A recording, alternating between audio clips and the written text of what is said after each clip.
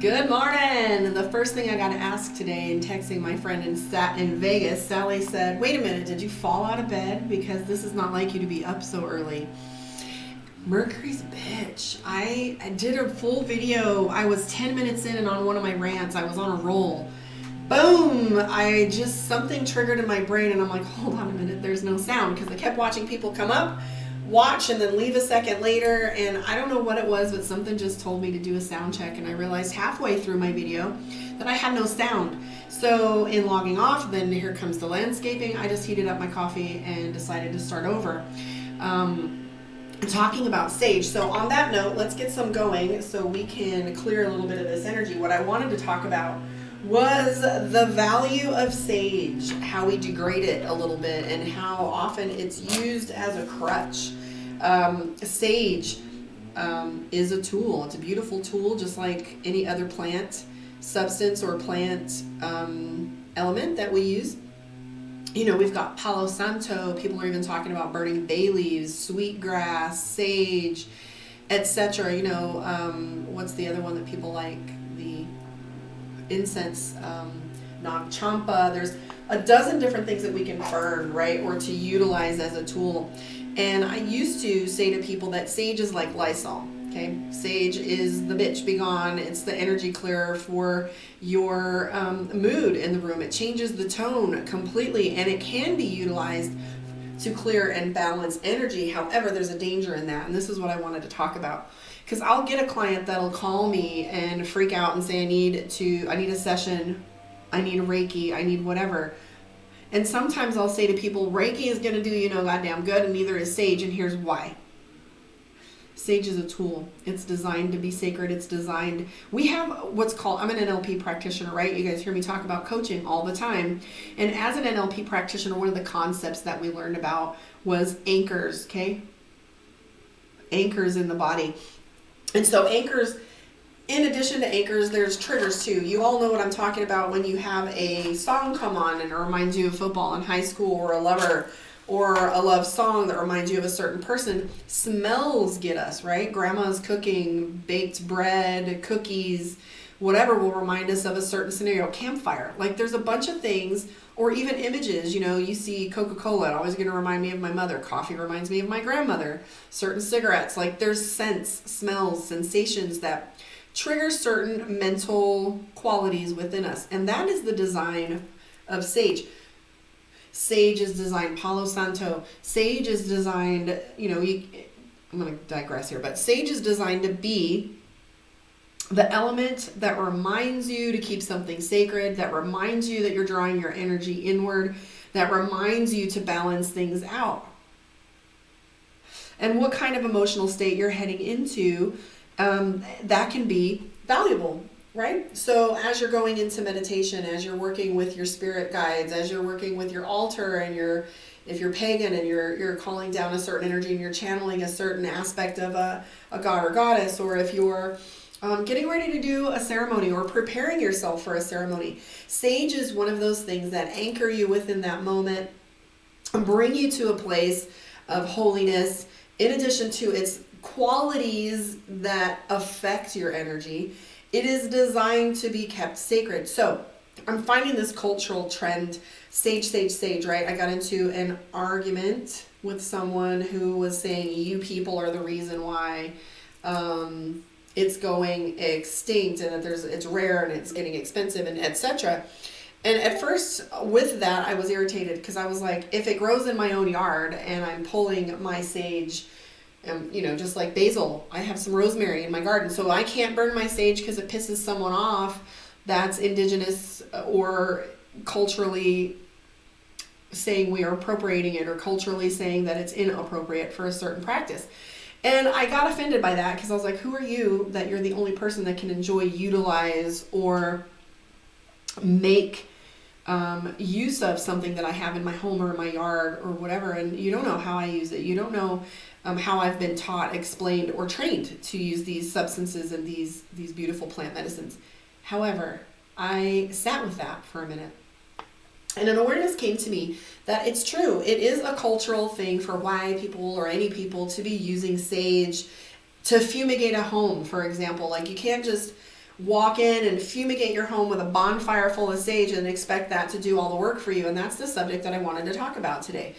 And I said why sage isn't working, because it's not designed to. Sage is not the fix-all. It's not Lysol. And for example, I always used to say sage is like Lysol, your bitch be gone for the air. Yes, it can change, it can alter, it can clear energy. However, if you empty a cup and you clean it out and then you pour something in it, whatever you're putting into that cleared space is what you're bringing to the table. So when a client calls me and goes, I don't know what to tell you, I burned some sage, I washed my hands with salt. I always call salts my antibacterial for an example, because when you wash your hands with salt, because I used to keep salt in my pockets when I was a paramedic, and I would have a domestic, a psych patient, a negative call, whatever, I would wash my hands with the salt, because it negates negative energy, washes it clear, gives you an opportunity to center. So I had a client say, as soon as I burned sage and washed my hands, boom, the anxiety came rushing back. I'm having an anxiety attack. I'm shaking all over the place. And then we branched into a coaching call where it was like, so what are you doing about the anxiety besides wandering through your house with a bundle of sage? What are you doing about that argument that you're having with your spouse or your partner, your coworker, your boss? What are you doing about that child that's giving you behavioral issues? Because sage isn't going to do it for you. Sage is not going to alter a abusive husband. It's not going to make your boss behave better. It's not going to make your anxiety go away. Because here's what's true. If you have anxiety and you're doing absolutely nothing about it, but looking for a pill and a quick fix, or doing your shadow work to find out where your triggers are and what is really driving your programs, it's going to remain in place. It's going to continue to be a problem in your life because you're not doing the work. So, for example, if you're using sage to clear your energy, to set your mind straight before a meditation, like I was saying, if you're using it when you're preparing your altar, you're creating a sacred space, and that's the tool that it's designed for. The purpose. So, in addition to that, I did want to talk about plant-based medicines as well. This is a plant-based medicines according to karma. And it is just my opinion and my observation. But I've noticed culturally that, like in my area, for example, there is a huge draw for people to come and experience some of these plant medicines and to have a sacred ceremony, cacao, San Pedro, Palo Santo, etc. There's a lot. You can talk, rape, hape, all of it, ayahuasca. These substances bring the body into a certain state that comes into alignment with the spirit. You have an opportunity to journey. You have an opportunity to teach your body and your spirit how to do the things that are possible spiritually, interdimensional, touching other people's spirit, going into 5D and having conversations, going into the cosmos, checking out the planets, like doing different things on those medicines is wonderful. However, I do see that there is this cultural draw of people they're chasing the high is what I call it, and then they have no spiritual practice to back it up. And so in the long run, what they end up doing is seeking these events in order to attain a spiritual experience, because that's the only place that they're finding it.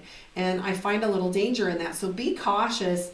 And if you are thinking about doing any of these events, if you're going to an ayahuasca ceremony or a cacao ceremony or any of those other things, research the subject, really find out whether you're in alignment with what the plant is trying to teach you. What, like Aya was amazing for me, and I noticed, some individuals were talking about very different things than I saw, and I recognized that it was because how I approached the ceremony and how I approached ayahuasca was with a deep respect. I did everything that the shaman asked me to do for the 10 days before in eliminating everything he asked me to, whether it was something I was using or not. It was everything from marijuana, alcohol, tobacco, coffee, meat, dairy, spicy foods, etc. I was asked to drink a lot of water, to fast if it was possible, etc. And so my experience was different because I approached it from, I want to get as much as possible out of this experience for furthering my spiritual journey. However, I do know people will be like, this is my 99th ayahuasca ceremony. And that is incredible that you're dedicating that much time to your spiritual practice. However, the spiritual journey, the ayahuasca ceremony, the cacao ceremony, the San Pedro, There's another one, the frog venom. There's a bunch of different ways, hrape, all of it, as the final destination. People are using that as the destination. I did the thing, right? So my question was always, what next? What are you doing to further that spiritual practice? And how are you, because these substances awaken, unlock, teach our bodies how to attain these states. Because what's true is it's possible. All of the receptors are within our body that these substances trigger to enhance certain experiences. So what does that tell you? That you can attain these states without the substance. The substance is there to teach you, mushrooms, for example, to open the third eye, to teach you interdimensional travel, to teach you how to listen to your spirit and others. And so my question is, so when you're looking at sage and all these other substances, what are you doing in your daily practice to make that more real? So sage isn't going to fix anything for you. Please make sure that you're using sage appropriately. Please make sure that you're using it in a sacred space. And don't expect it to be the crutch. Don't lean on it. Don't, it's best to use it in the practice that you it should be. So I wanted to talk about that. And I hope it wasn't too preachy. However, it is a valuable, amazing tool. So moving forward, I did want to talk about astrology. So here's what we have going on today is, let's see, Moon sextile Uranus. We have Mercury entering Aquarius, Venus entering Taurus, which is giving you some bullheaded relationship conflict. So you can expect with Moon and emotions and Taurus being the bull that it is, you can see a little headbutting going on in your relationships. Then we have Moon opposite Mars, and that's one of them that I wanted to talk about because depending on your natal chart, right, you have certain qualities within you that are already in alignment with certain planetary alignments that are going to be popping up. And so you'll have an affinity for certain aspects over others. So for example, let's look at Moon sextile. No, we're going to look at, okay, for example, let's use Moon opposition Mars. So if you already have some of these planetary alignments within your chart, your natal chart, you're going to have an affinity for these certain combinations. So when you have this playing with you, for example, you might act impulsively with this Mars energy because you're playing with your emotions in conflict. So you may feel conflicted with others, and you may feel as if your impulses, sudden decisions that might make you feel irrational or foolish. We were talking about that this morning, lacking forethought, etc. So you might allow you to, so you can use this energy to your benefit. If I always say when you see me doing my readings and I flip my bitch card, my Queen of Swords, and I'll say, oh, you were sassy, or somebody's perceiving you as being sassy, I will say, hey, we all know when we pull that card out and we're like, yo, I got to say this thing to you. The fuck off, right? You're flipping the bird. You know when somebody deserves it, when they need it, when it's needed to shake an energy up. However, with that energy going on, Moon and Mars, you're going to find some impulsive behavior. It's almost like Moxie and I were talking this morning about having that energy of like when you're PMSing, road rage, unexplained agitation. And so, yeah, maybe you aren't typically outspoken and you're going to find yourself snapping at people today, or you might find yourself like finally saying the shit, and it's valuable when it's needed. However, it can make problems for you. So we called that stormy weather. It was like, so when you have stormy weather, you get an alert on your phone, and that is the magic of astrology, is looking at your daily aspects in order to know how to plan your day emotionally. So what can be measured can be managed. So that's a coaching quote. Great, awesome. So if you're measuring your budget, you know what to do with your money. So if you know what's going on astrologically with the energy, now you know how to move forward. Are you going to plan business meetings today with everybody all agitated and pissed off? No. Maybe later on in the afternoon when something of moon phase comes along that's better. That's just hyper awareness. However, just a daily awareness gives us some insight so we know how to progress and move forward with it. And that's the magic of astrology. For me, it's almost become my religion. It's the thing I want to study the most because it's so valuable in how I design my life. Excuse me. So anyways, bullheaded relationships was the thing we talked about. Moon sextile Uranus, that was something that came up here. And that's playful energy. So you might find yourself a little bit back and forth between these moods, and that's moon energy because moon transits rapidly compared to some of these other planets. So play with astrology a little bit. And if you're a little shy about studying astrology, and the reason why I have a hard time talking about astrology is because I'm the type that likes to master something first. And here's the thing, no one is ever going to master astrology. There are so many moving parts and it's so huge. However, start out with finding your sun, moon, and rising sign. Boom, you're already going to find out how you present yourself, how you feel internally, and how you think and process emotions, and how you feel and respond to people. You can get your synastry chart with you and another person, but start there. Start with figuring out your sun, moon, and rising sign. Then move forward and start playing with daily aspects. You can search daily aspects. Understanding will come eventually. What you put, reticulate activating system, what you focus on expands. So maybe you can look up daily aspects in the morning or the day before and see what's going on tomorrow, and then just start practicing with looking forward. And that will be a beginning, because you got to start somewhere. And I'm telling you, this will change your life. It will change. I have all the religions that I've been searching for. I've been looking for a process. And there's a lot of structures out there that I find religion is for people that aren't able to think of a system themselves, and they fall into that comfort, safety of having a group to of like-mindedness to plan and move forward.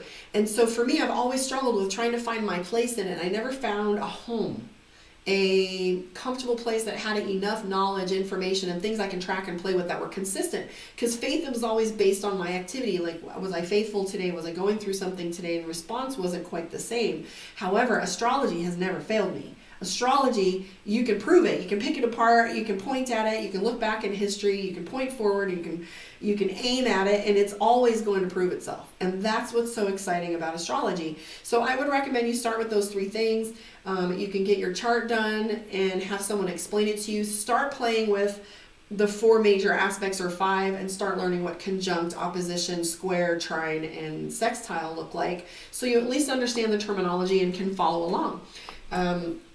Moxie was talking about, one is a tango and that's harmony. Another one, it is an opposition, square. Like, she described square to me and I'll never forget it. And that's the magic of Moxie, is because I understand it. It's all in the crock pot right now and I get it. And if you give me time, I can explain it to you perfectly. But the way she makes it fly off of her tongue, I want to get there. So the cool thing about square is, you ever seen 2 people getting ready to fight or having an argument? What do? Think about the dojo, 2 people squaring off.